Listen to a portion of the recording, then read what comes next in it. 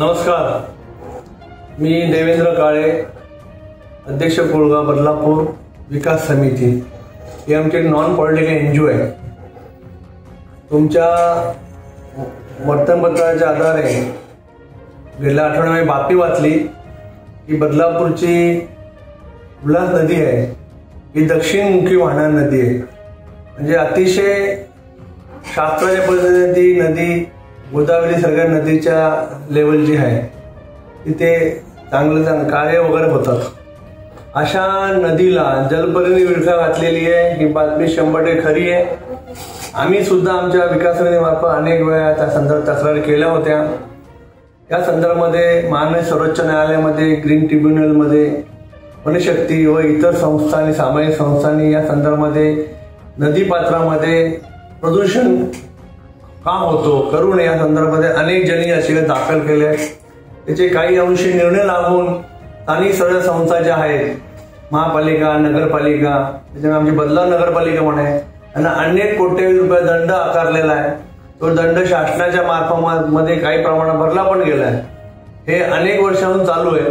पण तरी आमच्या स्थानिक स्वराज्य संस्था ज्या आहेत, अंबरनाथ नगरपालिका, बदलाव नगरपालिका, उल्हासनगर महापालिका, कल्याण डोंबिवली महापालिका, यांना अजून तेवढंच त्या प्रशासनाला तिकडच्या गांभीर्य आणि त्यांनी विषय घेतले नाही. हे फार खेदाची बाब आहे.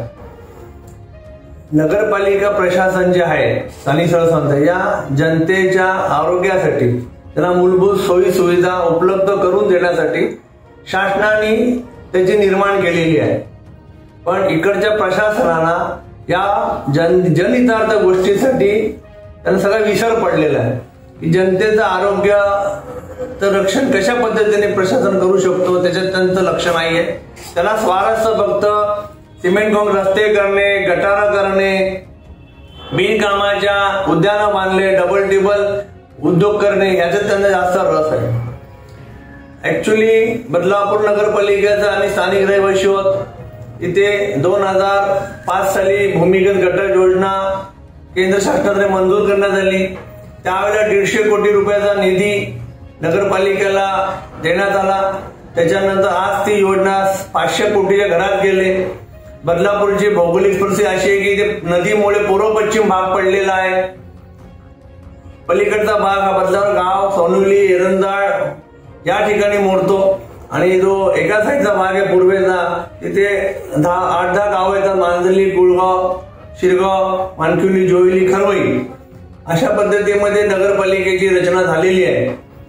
आजपर्यंत नगरपालिकेने खोटे सत्यप्रतिज्ञा लेख देऊन हे जे भूमिगत गटार योजना आहे ती पूर्ण कार्य झालेली आहे असं दिलेलं आहे.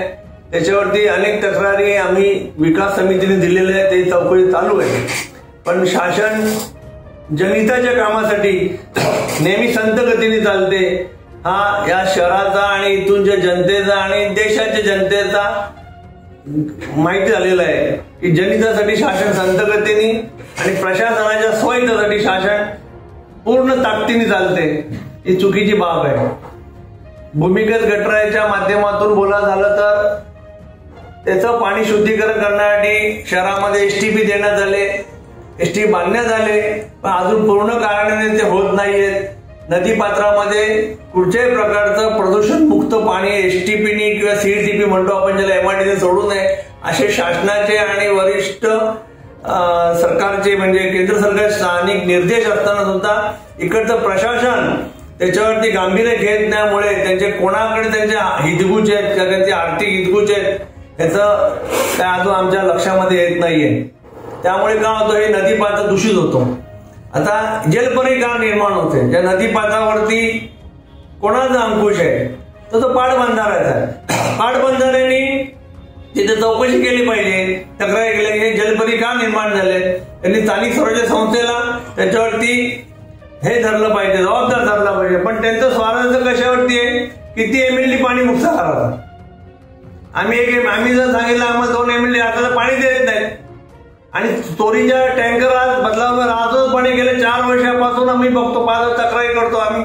कोविडच्या काळापासून अगोदरपासून ते टँकर लॉबी सक्रिय आहे. नाही तर पाणी राजरोजपणे उचललं जातो. स्थानिक अधिकारी इथे रहिवासी आमच्या नगरपालिकेचे काही लक्ष घालत नाही. आणि जलपरी त्या भागामध्ये एरंडच्या भागामध्ये जास्त का निर्माण झालेली आहे तर माझ्या लक्षामध्ये असं आलेलं आहे संबंधामध्ये आमच्या समितीच्या की ते वॉटर नावाचे 50 अनेक बंगल्याची संस्था झालेली आहे, डेव्हलपमेंट झालेली आहे. त्यांच्याकडे पलीकडे साईडला कुठेही बदलापूर नगरपालिकेचं भूमी गटर नियोजन नाहीये, झालं नाहीये आणि त्यांनी तिकडच्या ज्या बिल्डिंग झाल्या बदलापूर गावातल्या असो, एरंडाळच्या असो, सोनुलीच्या असो, या नदीपात्र्या बाजूला जी बंगलो स्कीम असो, यांना सर्वांना त्यांनी बांधकाम दाखला दिलेला आहे आणि त्यांच्याकडे भूमी गटर योजना कारण येत नाहीये.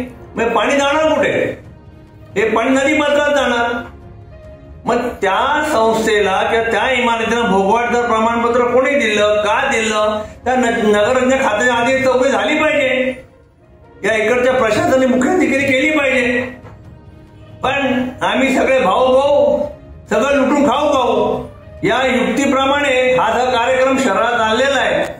त्यामुळे आपल्या चॅनलच्या द्वारे मी तमाम नागरिकांना विनंती करतो की ही नदी आपली पुण्य नदी आहे. ही नदी आपली कधी आटत नाही. पाणी हे जीवन आहे. आपण अनेक ठिकाणी स्लोगन वाचतो.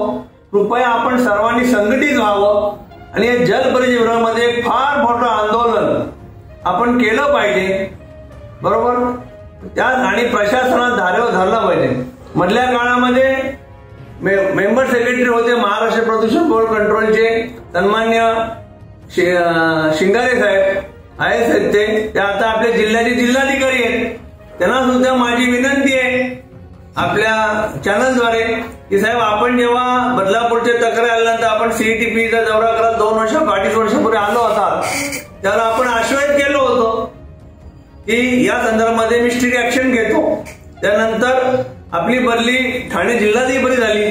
आपल्याकडे अजून आपली प्रशासकीय ताकद आपल्याला जास्त मिळालेली आहे. आपण स्वतःहून एक पर्सनल सुमोटो करून या संदर्भामध्ये आपण या इथूनच्या भागात जनतेला न्याय देण्याचा प्रयत्न करावा.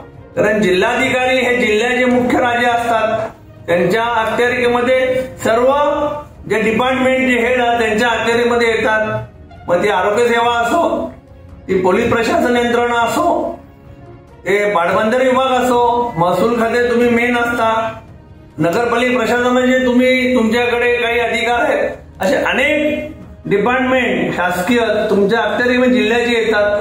तर तुम्हाला याचा अनुभव आहे. तुम्ही मेंबर सेक्रेटरी प्रदूषण मंडळाचे असल्यामुळे तर तुम्हाला सुद्धा हात जोडून विनंती आहे की तुम्ही याच्यावर जाती लक्ष घालावं आणि जलपरीतून या बदलापूर नदीला आमच्या मुक्त करावं जेणेकरून आम्हाला शुद्ध पाण्याने जरा प्राशन करता येईल शुद्ध पाणी.